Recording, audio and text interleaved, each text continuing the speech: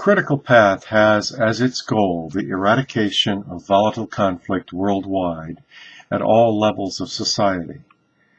You might think this is a modest goal for such a promising concept. You've probably never heard anyone speak in such glowing terms about an idea that they themselves created. So let me elaborate. It starts with a few simple ideas that are conspicuous for their absence in volatile human discourse. These concepts are rooted in the reality that most human behavior is motivated by fear, and it is the eradication of fear that contains the seed for resolving mission-critical and extremely volatile human conflict. The process used is called ADAPT. It is a simple and easy to remember set of 5 concepts. Their power comes from the fact that with every use, the insights generated are often shockingly unexpected. It is because of that one is likely to call upon them time and again, as the occasion dictates. Once realized, the process becomes self-perpetuating. You are probably saying to yourself at this point in time, this guy is out of his bloody mind. He knows not what he's talking about, and he couldn't possibly be serious. You might in fact be right. However, consider this. I've lived with this idea for 25 years. It began in the high-tech industry during an encounter with the sales vice president of Digital Equipment Corporation, who was considered by many to be the right of Attila the Hun.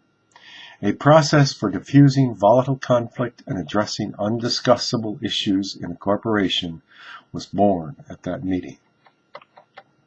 I have since applied the core concepts of this process in a variety of situations. People in similar or very difficult work situations, marriages on the brink of catastrophe, and more recently, an academic exercise involving producing a series of videos for local access TV on the Israeli-Palestinian conflict.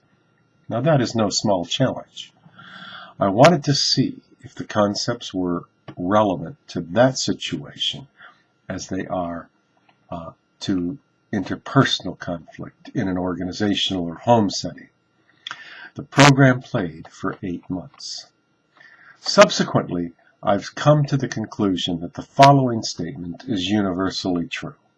Every time I think I know what is on the mind of an adversary during a heated exchange, I am decidedly wrong.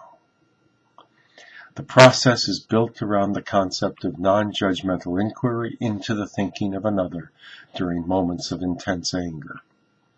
When we fail to do that, and we always do, typically, the results are too often horrific.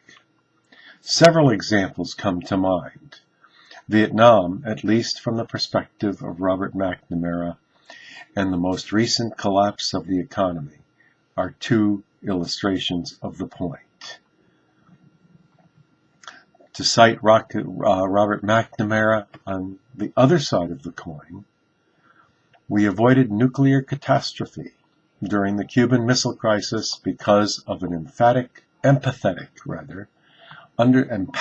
understanding of Nikita Khrushchev by one individual amongst Kennedy's advisors, Tommy Thompson, who insisted at that point that Kennedy's strategy and tendency for military options was dead wrong and inappropriate.